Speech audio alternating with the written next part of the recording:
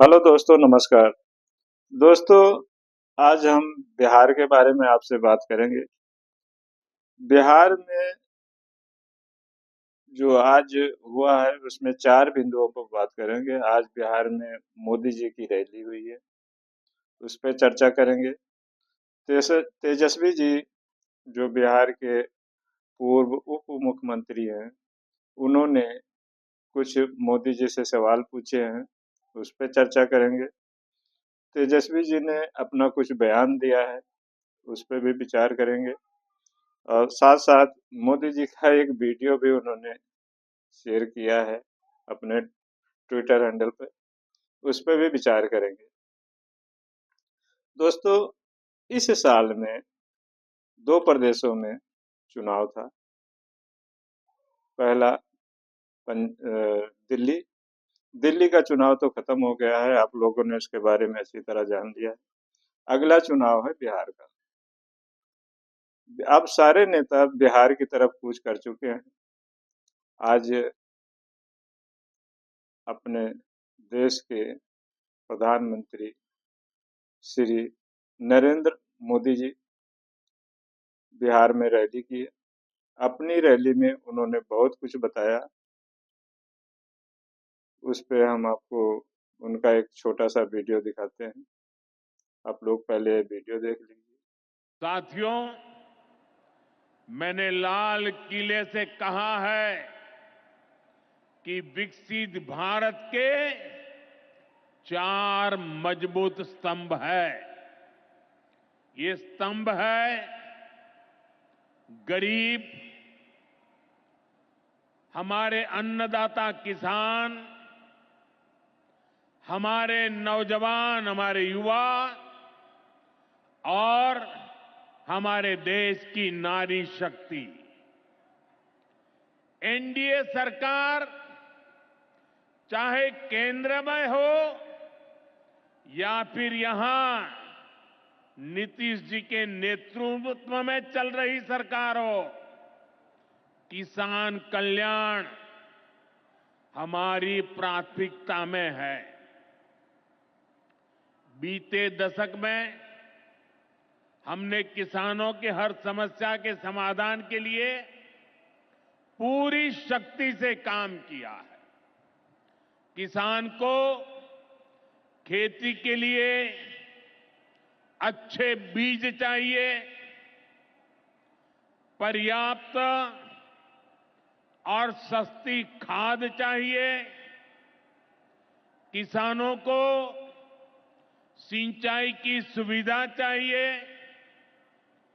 पशुओं का बीमारी से बचाव चाहिए और आपदा के समय नुकसान से सुरक्षा चाहिए। पहले इन सभी पहलुओं को लेकर किसान संकट से घिरा रहता था।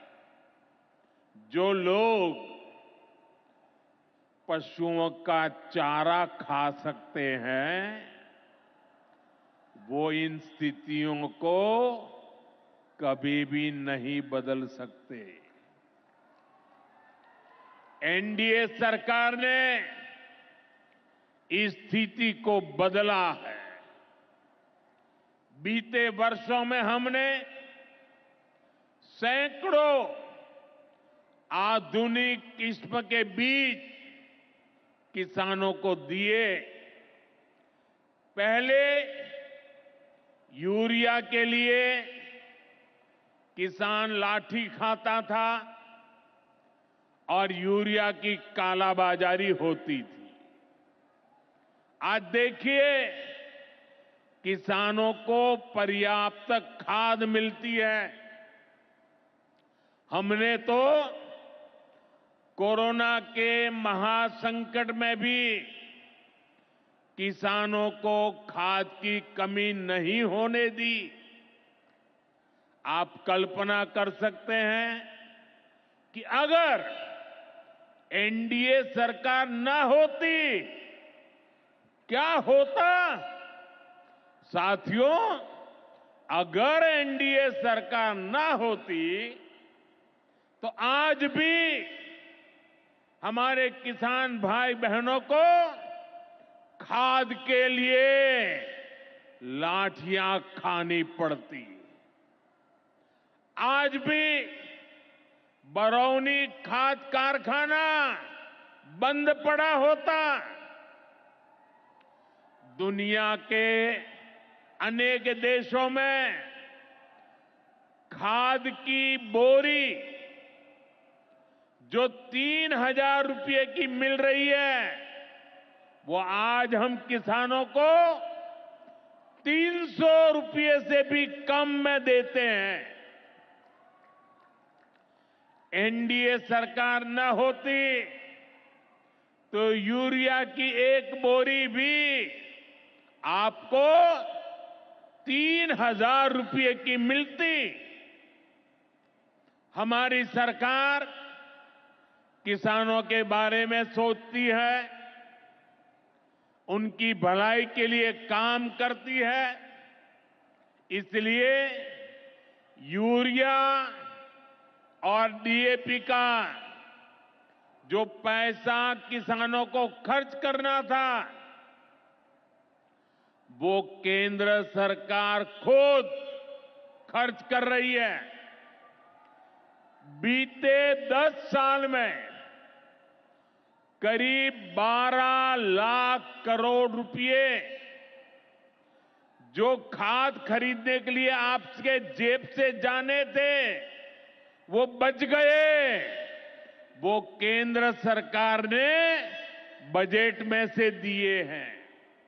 यानी इतना सारा पैसा, 12 लाख करोड़ रुपया देश के करोड़ों किसानों की जेब में बचा है।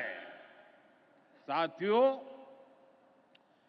एनडीए सरकार न होती तो आपको पीएम किसान सम्मान निधि ये भी नहीं मिलती। इस योजना को शुरू हुए अभी करीब 6 साल हुए हैं। अभी तक लगभग 3,70,000 करोड़ रुपए सीधे किसानों के खाते में पहुंच चुके हैं। बीच में कोई बिचौलिया नहीं, कोई कटकी कंपनी नहीं। 1 रुपया दिल्ली से निकले, 100 पैसा सीधा पहुंचता है। ये आप जैसे छोटे किसान हैं, जिनको पहले सरकार की योजनाओं का पूरा लाभ नहीं मिल पाता था। छोटे किसानों का हक भी बिचौलिए हड़प कर लेते थे। लेकिन ये मोदी है, ये नीतीश जी है, जो किसानों के हक का किसी को नहीं खाने देंगे। जब ये कांग्रेस वाले, जंगल राज वाले सरकार में थे, तो इन लोगों ने खेती का कुल जितना बजट रखा था, उससे कई गुना ज्यादा पैसा तो हम सीधे आप किसानों के बैंक खातों में भेज चुके हैं। ये काम कोई भ्रष्टाचारी नहीं कर सकता है। ये काम दोस्तों, मोदी साहब की रैली के बाद तेजस्वी जी ने सवाल किया है, उनसे 15 सवाल पूछे हैं। अपने ट्विटर हैंडल से उन्होंने 15 सवाल पूछे हैं। वो सवाल किस तरह से हैं? उन्होंने कहा है, प्रधानमंत्री जी, बिहार आज भी आपसे पूछता है कि आप 20 साल से बिहार में राज कर रहे हैं और 11 साल से केंद्र में आपकी सरकार है। कब तक आप अपने खामियों को और कमियों को छिपाकर दूसरों पर दोषारोपण करते रहेंगे? कब तक खाली जुमले के सहारे बिहार वासियों को भरमाने का प्रयास करते रहेंगे? जो आप बिहार की धरती से कहकर जाते हैं, वो कभी आज तक धरातल पर क्यों नहीं उतार पाते? प्रधानमंत्री जी, आज पूरा बिहार आपसे 15 सवाल पूछ रहा है, जवाब जरूर दीजिएगा। उन्होंने पहला सवाल पूछा है अपने ट्विटर हैंडल से, प्रधानमंत्री जी जो कहते हैं कि 2022 तक किसानों की आय दुगनी करेंगे, लेकिन अब 2025 आ गया है, किसानों की आय दुगनी करना तो दूर, कमर तोड़ महंगाई और बेरोजगारी के कारण उनकी आय कम जरूर हो गई है।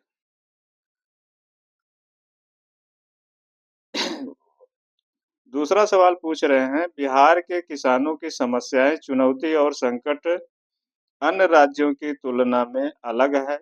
बिहार में खेतिहर, मजदूर और कटाईदार अधिक हैं। इनके लिए डबल इंजन की सरकार ने क्या किया है? तीसरा सवाल है, बिहार के किसानों की आय देश में सबसे कम क्यों है? चौथा सवाल है, बिहार में साक्षरता दर देश में सबसे कम क्यों है? पांचवा सवाल है, प्रति व्यक्ति निवेश सबसे कम बिहार में क्यों है? छठा सवाल है, पीएम केंद्र की PM Shri mega textile park योजना के तहत बिहार को टेक्सटाइल पार्क क्यों नहीं दिया? सातवां सवाल उन्होंने किया है, प्रदेश में एनडीए के 20 वर्ष के शासन के बाद भी गरीबी और बेरोजगारी में बिहार अव्वल क्यों है? आठवां सवाल है, बिहार के विशेष राज्य के दर्जे और विशेष पैकेज का क्या हुआ?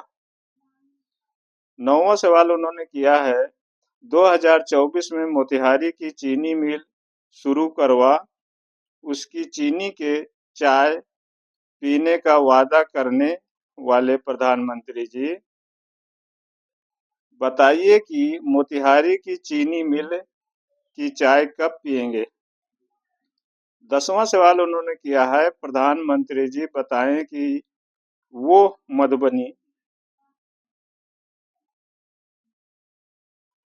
सारण, गोपालगंज, नवादा, मुजफ्फरपुर की बंद पड़ी चीनी मिलों को कब शुरू करेंगे?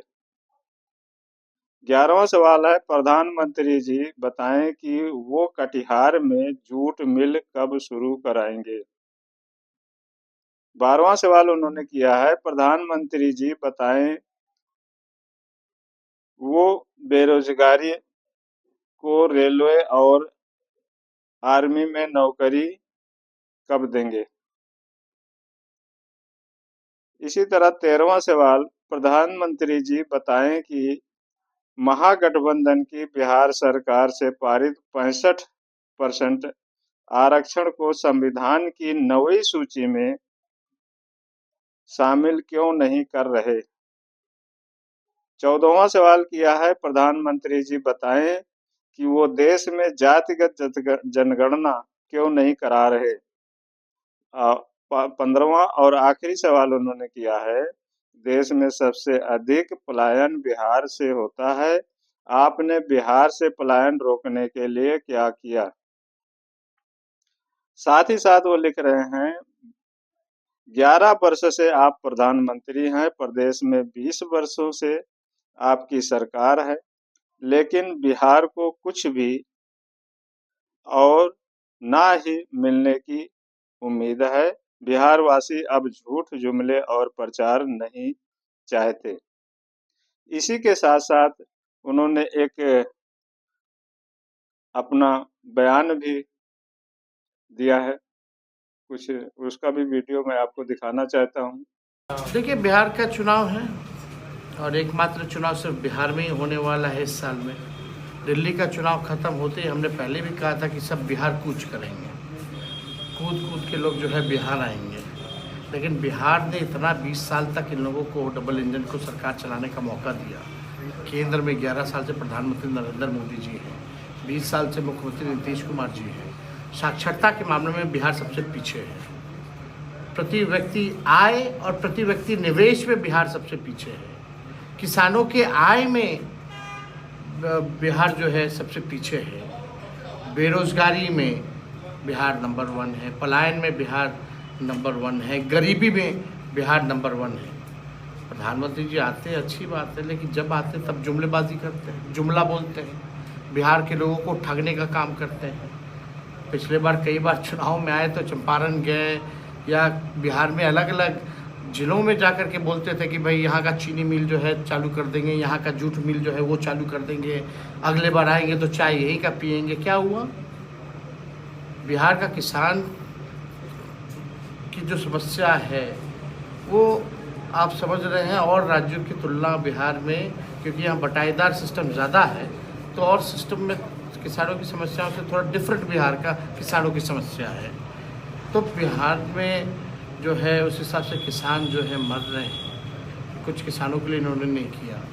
ये कहते थे 22 तक दुगुना कर देंगे, दुगुना तो छोड़िए, किसान महंगाई से इतना तबाह हो गया है कि महंगाई के कारण जो इनका और आय जो है कम होता जा रहा है। तो देखिए ये जुमलेबाजी मोदी जी केवल करेंगे। बिहार को इन्होंने बजट पर छलने का काम किया, ठगने का काम किया, और केवल इनको बिहार और बिहारियों से मतलब नहीं है।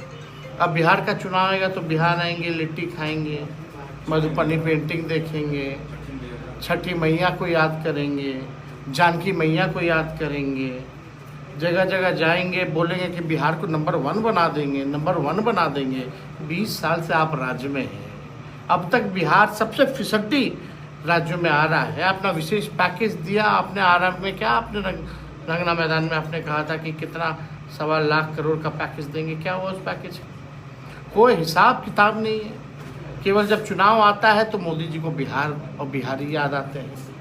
लेकिन अभी भी ये आ रहे हैं तो कोई नौकरी देने थोड़ी आने हैं, कोई कारखाने लगाने थोड़ी आने हैं, कोई ये पलायन रोकने और गरीबी मिटाने के लिए थोड़ी आ रहे हैं। ये केवल आ रहे हैं बिहार की जनता को भ्रमित रखना, चुनाव को मैनेजमेंट कैसे हो, यहाँ आ करके कुछ लोगों को इंस्ट्रक्शन देना कि इस तरह से काम हो, ये हो, चुनाव मैनेजमेंट करा जाए, यही काम है और कुछ। बहुत सारे घोषणा भी करने वाले हैं कहा जा रहा है। घोषणा छोड़िए ना, पहले का क्या घोषणा रहा, सब जुमलेबाजी है।